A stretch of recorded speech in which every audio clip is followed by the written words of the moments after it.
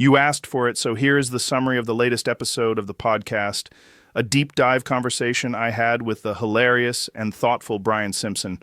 We didn't hold back, diving deep into everything from the dominance of Dagestani fighters in the UFC to the ridiculous mismanagement of California's budget. Here is my perspective, the host, on the entire episode. The conversation kicked off immediately with the UFC, specifically the jaw-dropping performance of Islam Makhachev. I was hyped, having just watched him completely dominate.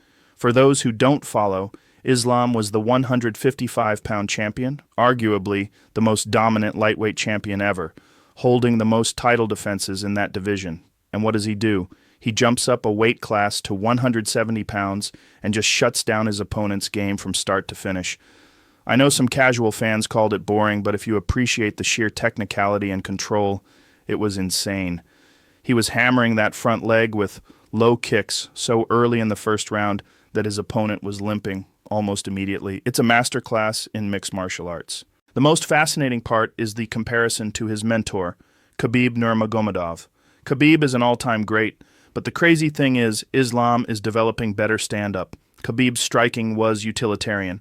It was just enough to sting you and set up the takedown, the drag you down and smash you move. Islam, however, is actively knocking people out, head-kicking Volkanovski. Khabib himself has said Islam will be better than him, which tells you everything you need to know about the level of fighter we are watching. We transitioned into the root of this Dagestani dominance, and it is all about culture and discipline. Brian brought up Bilal Muhammad, who went to train with them in Dagestan, and realized he hadn't known what training hard meant until he experienced their regimen.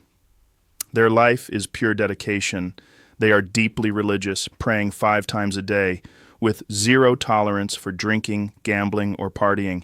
It's a non-stop, iron sharpens iron environment of super aggressive athletes living together and training relentlessly. They also don't play around with disrespect. Brian emphasized that their aggression isn't for show to sell a fight. It's genuine, down to the marrow. You cross them, especially their family or people, and forgiveness is not an option. It's why a guy like Conor McGregor would have to offer a profound private apology to ever truly mend things with Khabib. This brought up a fascinating side point about loyalty and friendship in the fight game, using Daniel Cormier, DC, as an example. DC is Khabib's friend, but he hosted Conor on his show once, which caused friction. Khabib basically told him, "That's my enemy, and you're my friend." DC had to check himself and realize that a certain line of loyalty is non-negotiable in that world. If someone is your brother's sworn enemy, you can't be giving him a platform. The foundation for the Dagestani success, we agreed, is elite wrestling. It is the #1 base for MMA because it requires a level of animalistic suffering in training that other disciplines don't. They break you down every single practice. And then you have the brutality of the weight cutting process on top of that. Brian and I shared some personal and anecdotal horror stories about weight cutting. Brian went to school with a kid who was 5 feet 6 inches, while all his brothers were 6 feet or taller. The running theory was that cutting weight throughout his childhood had stunted his growth. I mentioned my friend Jeffrey, a high-level wrestler, whose body was so messed up by the constant cutting that he lost the ability to know when he's hungry and now has to force himself to eat. For others, it creates a true eating disorder, causing them to balloon up after they retire. I told Brian my own story about quitting wrestling in high school. I missed weight by 1 pound for a tournament my brother came to see. I had to wrestle in the loser's bracket against a guy who I found out had an insulin pump, and I was too scared to hurt him, so he whooped me. Afterward, I went to the vending machine, ripped open a Snickers bar, and my coach erupted. I was defiant, told him, "Fuck you," and walked away from the sport. I realized that if that was the life, I couldn't do it. Though, looking back, missing weight and immediately gorging yourself is exactly why the coach was so mad. The main issue was I didn't have control over my diet at home, so the only way to cut weight was to run it off. Speaking of burning calories, we lamented how discouraging it is to actually track what it takes. I referenced a story about a guy who ate a crazy high-calorie meal, something like 10,000 calories from pancakes and pizza, and then tracked how long it took to burn it off. It took him something like 10 hours and 30 miles of running just to get back to zero. It's a ridiculously long and painful process to burn off what you eat. I joked that I'm just going to stay fat. Brian confirmed the difficulty with his own experience on the carnivore diet, where he only lost 10 pounds in a month. We both concluded that discipline and diet are everything. You don't lose weight in the gym, you get toned and healthier. Diet is the real battleground. The discipline talk led us to the difficulty of being your own boss. It's the hardest thing because you can't be a bad employee to yourself. You're the one setting the rules and the one enforcing them, making it easy to say, "You're good, get it next time, mate." We agreed you need to create a general in your brain, a robot like a David Goggins, to just tell you what to do. Goggins is the ultimate example of training to suffer. We talked about Jesse Itzler's book, where Goggins stayed with him for 30 days and put him through hell. We also looked up rhabdomyolysis, which Goggins has had. Rhabdo, which I looked up using a search engine, is when excessive exercise causes muscle tissue to break down, leaking substances into the blood that can cause acute kidney failure. If your pee looks like Diet Coke, you have rhabdo. Your body is literally breaking down from overexertion. Goggins, being Goggins, recovered, went back to the exact spot where he quit the race, completed it, and then did 100 push-ups. He's a different kind of human.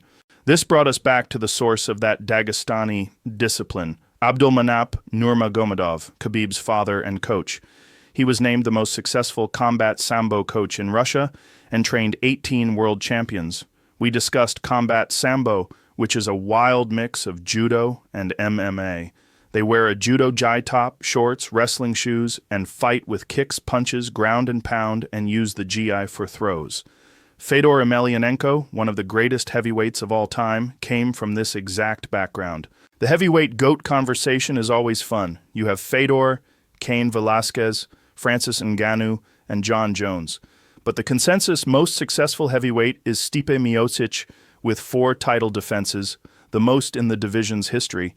Stipe is an all-time great for getting through Ngannou and dominating Cormier. But I had to throw in my vote for Fabricio Werdum, who people sometimes forget once they lose their shine. Werdum submitted 3 of the all-time greats, Fedor Emelianenko, Cain Velasquez, and Minotauro Nogueira. Submitting Fedor and Cain is just nuts. We talked about Cain's loss to Werdum, which was a massive upset.